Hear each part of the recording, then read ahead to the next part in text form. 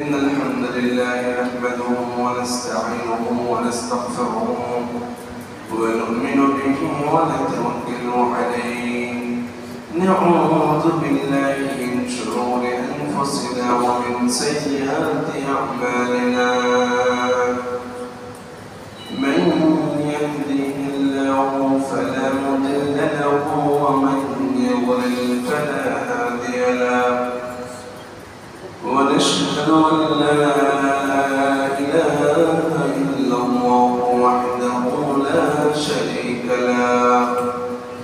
نشهد أن سيدنا حبيبنا طبيبنا طبيب ربنا وطبيب قلوبنا محمدا عبد الله ورسوله.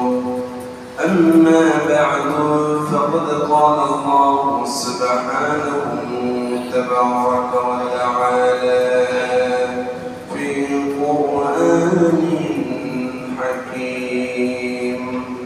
أعوذ بالله من الشيطان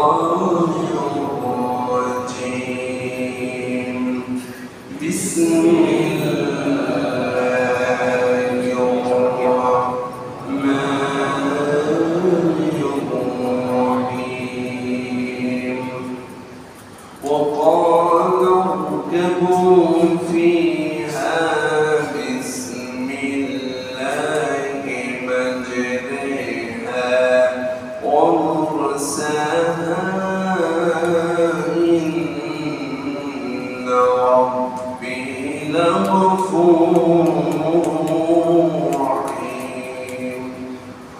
وهي تجري بهم في موج كالجبال. ونادى نوح ابنه وكان في معزل يا بني اركب معنا ولا تكن مع الكافرين. صدق الله العظيم. আল্লাহ তাবারক ওয়া তাআলা শাহী দরবারে শুকরগুজার হচ্ছি যে আল্লাহ দয়া করে আমাদেরকে কোরআনের আকর্ষণে অত্র মসজিদে জুমার নামাজ আদায়ের লক্ষ্যে আসার মতো বসার মতো সরাসরি কোরআন থেকে কিছু কথা শোনার মতো তৌফিক দান করলেন। এজন্য আল্লাহ পাকের শাহী দরবারে শুকরিয়া জ্ঞাপন করছি। আলহামদুলিল্লাহ। সর্বাগ্রে দোয়া করে নিতে চাই যে সমস্ত হাজার হাজার লক্ষ লক্ষ মানুষগুলো পানিবন্দী অবস্থায় পড়ে আছে, কেউ খাবার যন্ত্রণায়, ক্ষুধার যন্ত্রণায় চিৎকার দিচ্ছে, আল্লাহকে সাহায্য যাচ্ছে, ওই সমস্ত ভাই বোন শিশু কিশোরের জন্য দোয়া করছি। আল্লাহ যেন মেহেরবানি করে পানিবন্দী মানুষগুলোকে পানি থেকে পরিত্রাণ দিয়ে সুস্থ একটি সুন্দর জীবনে তাদেরকে পদার্পণ করেন, পড়েন আমিন। তার আগে আমি মেন আলোচনা শুরুর আগে আপনাদেরকে প্রশ্ন করতে চাই, ভারত আমাদের বন্ধু না শত্রু? এত আস্তে বলেন কেন? ভয় লাগে আপনাদের? ভারত আমাদের বন্ধু না শত্রু? যে কাজ করলো মোদী সরকার, যে কাজ করছে, আবু জাহেল মনে হয় এত খারাপ ছিল না, বর্তমান মোদী সরকার যতটা খারাপ। আমাদের বাংলাদেশের মুসলমানদের ঈমানকে ধ্বংস করার জন্য এই তো পানি আসলো পরে, স্বাধীনতার পর থেকে নিয়ে আজ পর্যন্ত একের পর এক আগ্রাসন চালিয়েছে ভারত সরকার, মোদী সরকার, এই নাস্তিক সরকার, এই জালেম সরকার।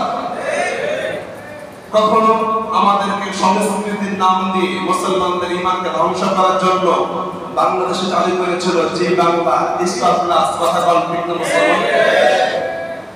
কিন্তু আলহামদুলিল্লাহ বাংলার মুসলমান তারা সব কিছু ছাড়তে রাজি, ঈমান ছাড়তে রাজি নাই। ঝাঁটা পিটাই করে ওদের সমস্ত চ্যানেলকে বাংলাদেশে আমরা নিষিদ্ধ করেছি। চিন্তা করলো যখন সংস্কৃতির নাম দিয়ে মুসলমানদের ঈমান ধ্বংস করা যায় না, এবার বাংলাদেশটা পুরোটা চুষে খায়।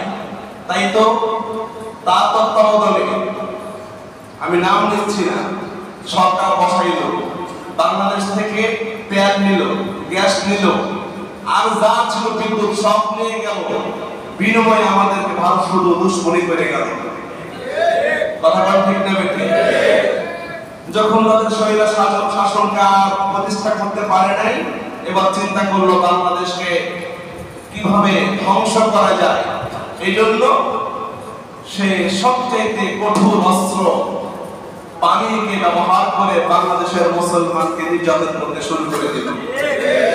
কাজেই আমি বলতে চাই, ভারত হলো পৃথিবীর মুসলমানের জন্য সবচাইতে চরম দুশমন। আপনারা কি একমত? একমত হন আর না হন, আমার কোরআন বলছে হবে। রব্বুল আলামিন বলছেন, ভারত মুশরিকরা তোমাদের সবচাইতে বড় দুশমন।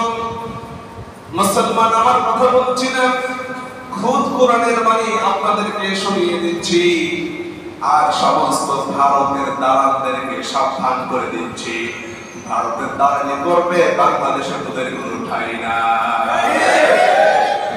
যারা ভারতের দালালি করবে, যারা খুনিদের চামচামি করবে, খোদার বাংলাদেশ তাদের জন্য হারাম। আপনারা কি একমত? রব্বুল আলামিন বলছেন, লাতাজিদান্না আশাদ্দান-নাসি আদাওয়াতান লিল্লাযীনা আমানুল ইয়াহুদা ওয়াল্লাযীনা আশরাকু। রব্বুল আলামিন বলেন, প্রিয় মুসলমান, ভালো করে বুঝে নাও, কে তোমাদের বন্ধু, কে তোমাদের শত্রু। আল্লাহ পাক বলছেন, মুশরিকরা মুসলমানদের প্রাণের দুশমন, জানের দুশমন। কে বলছে ভাই? আল্লাহ পাক বলছেন, মুমিনদের সবচেয়ে বড় শত্রু হলো মুশরিকরা। আজকে আলহামদুলিল্লাহ মুশরিকদের 5 গোলামরা বাংলাদেশে বুক ফুলিয়ে ভারতের দারোল বলার সাহস রাখে না। চিন্তা করো ঠিক না? এবার আপনাদের সামনে রব্বুল কারীমের কিছু কথা বলবো। এই যে বন্যার অবস্থা, আমার ভাইয়েরা, লক্ষ লক্ষ মা বোনেরা খাবারের যন্ত্রণায় মারা যাচ্ছে, তিলে তিলে মরতেছে। আমাদের এই অবস্থায় করণীয় কি? ভারতের সাথে আমাদের মুসলমানদের করণীয় কি? কোরআন থেকে আজকে সরাসরি বলবো, পড়ি ইনশাআল্লাহ। কারো কোনো সমস্যা হচ্ছে না? কোরআন থেকে সরাসরি বলবো। ইন্ডিয়ার সাথে আমাদের কেমন সম্পর্ক থাকবে, আমাদের করণীয় কি, আজকে গোটা জাতির সামনে আজকে প্লেস করব, পড়ি ইনশাআল্লাহ। তার আগে বলেন, ভারত আমাদের বন্ধু না শত্রু? শুধু কি শত্রু না, জানের শত্রু? জানের শত্রু, এটা মূল কথা। এবার আসুন, পারিবর্তী মুসলমানদের জন্য আল্লাহ পাক কিছু করণীয় বলেছেন। রব্বুল কারীম আমাদেরকে একটু স্মরণ করাচ্ছেন। তাকিয়ে দেখো, জমিনের মধ্যে বৃষ্টি নাযিল করে একজন, তিনি কে? আল্লাহ। আবার রব্বুল আলামিন বলছেন, এই তো সাধারণ বন্যা, কিন্তু এর আগে হযরত নূহ আলাইহিস সালাতু ওয়াস সালামের জামানায় রব্বুল কারীম একটা বন্যা দিয়েছিলেন।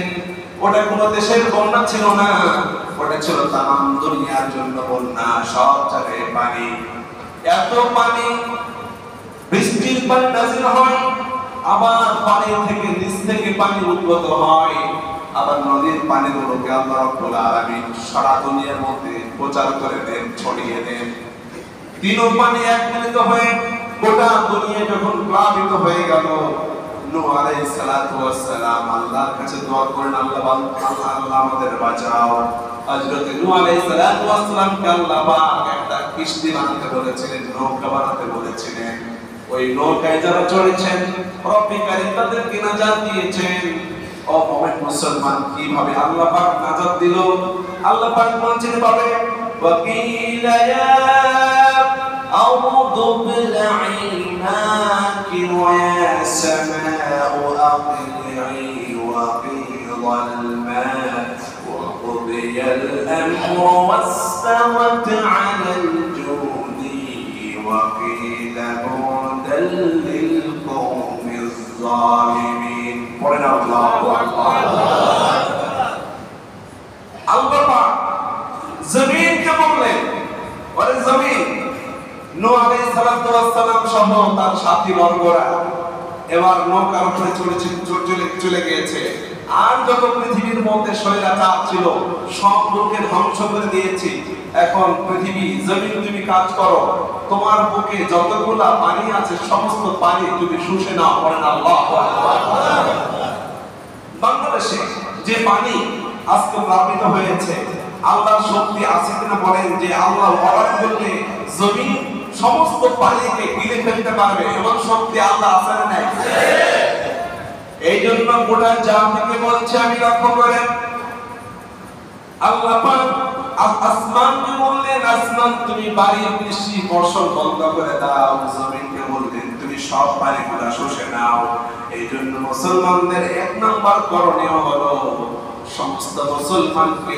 আল্লাহর উপর ভরসাকারী হতে হবে আল্লাহকে স্মরণ করতে হবে আল্লাহর কাছে আশ্রয় চাইতে হবে রব্বুল আলামিন বলছেন যদি বান্দা এই দোয়া করে লা ইলাহা ইল্লা আনতা সুবহানাকা ইন্নী কুনতু মিনাল যালিমিন প্রাণ করে পড়েন লা ইলাহা ইল্লা আনতা সুবহানাকা ইন্নী কুনতু মিনাল যালিমিন বাংলাদেশের মুসলমান আল্লাহকে স্মরণ করে প্লাবিত অবস্থায় যদি এই দোয়াটা করে আল্লাহকে স্মরণ করে আল্লাহর কসম আল্লাহ পাক বলছেন পতিত হযরতে নূহ আলাইহিস সালাতু ওয়াস সালামকে আমি বাঁচিয়েছি ইউনূসকে আমি বাঁচিয়েছি এবং গোটা পৃথিবীর মুসলমানকে আমি বাঁচাবো বলে আমি আল্লাহ পাক ওয়াদা করলাম পড়েন সুবহানাল্লাহ